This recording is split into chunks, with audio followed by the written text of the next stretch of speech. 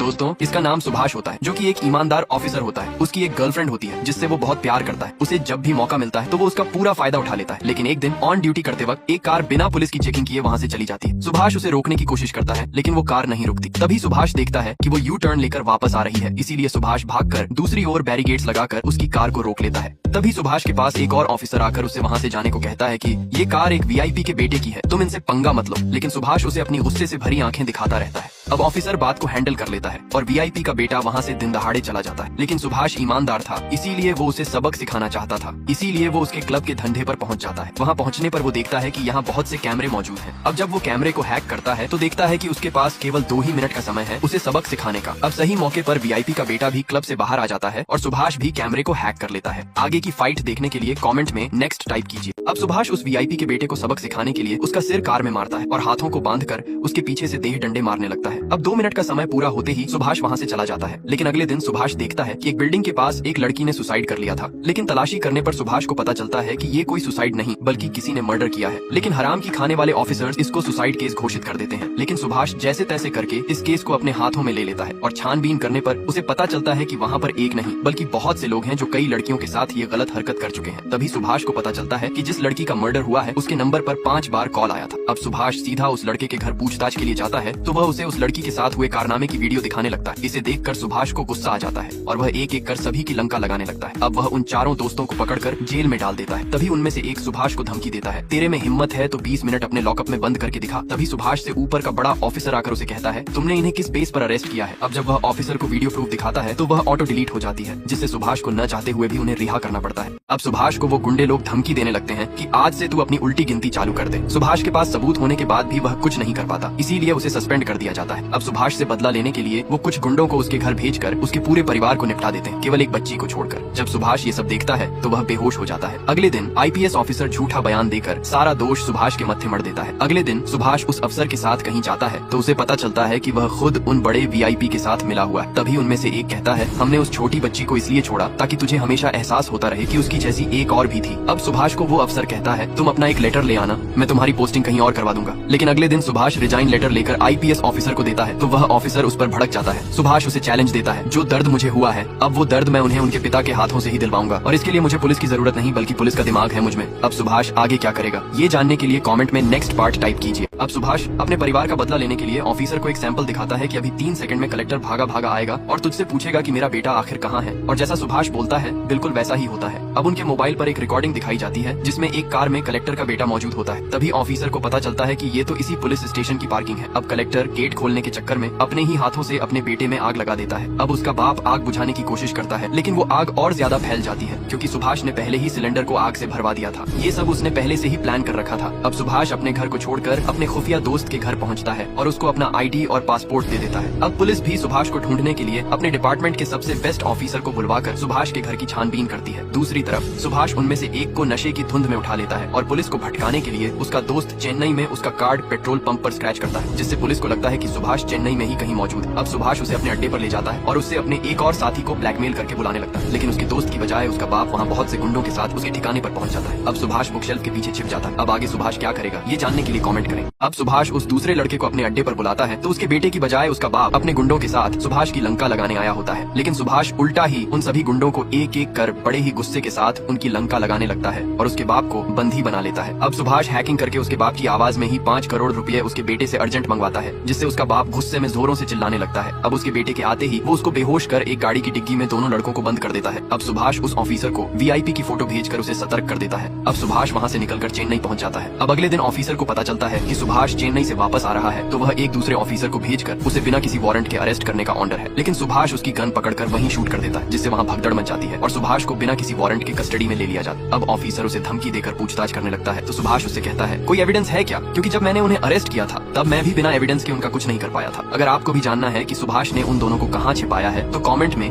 Next अब सुभाष ने जिन दोनों लड़कों को उठाया है उनके बाप सुभाष से अकेले में बात करना चाहते थे। अब सुभाष उन दोनों को एक 9 डिजिट का नंबर देता है और उनसे कहता है एक नंबर तुम खुद ढूंढ लो, जिसके नंबर सबसे पहले लगा उसके बेटे को पहले बचाया जाएगा। अब वो अलग अलग लोगों को फोन करते हैं, कभी कोई उठाता है तो कभी कोई, तब जाकर एक के बेटे को फोन लगता है तो ऑफिसर बीच में आकर उससे लोकेशन वगैरह पूछने लगता है। लेकिन तभी सुभाष अपनी आंखें दिखाकर वीआईपी के हाथ में फोन पकड़वा देता है। सुभाष कहता है जैसा मैं कहूँ बिल्कुल वैसा ही करना, वरना अंजाम बहुत बुरा होगा। अब सुभाष के कहने पर वो एक बैग लेकर एयरपोर्ट पर चला जाता है। इतने में उसका बाप पलट जाता है और उससे कहता है बेटा अब तुम सेफ हो, कुछ देर में हमारे आदमी वहाँ पहुँच जाएंगे। सुभाष कहता है तुमने मेरी बात न सुनकर बहुत बड़ी गलती कर दी है। तभी उसके बैग से बॉम्ब जैसी टिक टिक आवाज सुनाई देती है। बैग खोलने पर पता चलता है कि उसके अंदर एक बंदूक है। आसपास के सभी फौजी उसे आतंकवादी समझकर उस पर बंदूक तानकर खड़े हो जाते हैं। इतने में वो ऑटोमेटिक फायर हो जाती है और फौजी उसे अपनी बंदूक से भून देते हैं, जिससे सुभाष उसके बाप की वजह से उसके बेटे को निपटवा देता है। अब सुभाष ऑफिसर को दूसरे लड़के को बचाने के लिए सुभाष ऑफिसर को 1 घंटे का चैलेंज देता है कि तेरे में हिम्मत है तो उस दूसरे लड़के को बचा सकता है तो बचा ले। अब सभी के फोन पर उस दूसरे लड़के की वीडियो रिकॉर्डिंग आती है जिसमें वो एक केमिकल के कांच जैसे बॉक्स में बंद होता है। ऑफिसर लड़के का पता लगाने के लिए